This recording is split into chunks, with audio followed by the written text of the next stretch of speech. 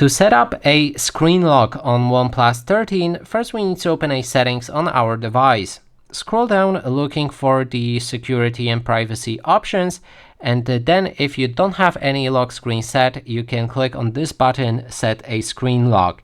But if you do have a screen lock set up and you want to change to other one, you can go for device unlock below. Then you can choose a screen lock type. With the screen lock, you can go with numeric, alphanumeric, or a pattern. I'm gonna go with the pattern.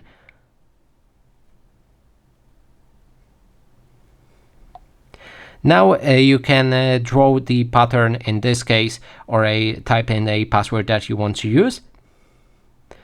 And I would make sure to write it down if in case you forgot it somewhere, and that way your password will be safe. Now the next step is to set up a fingerprint if you like.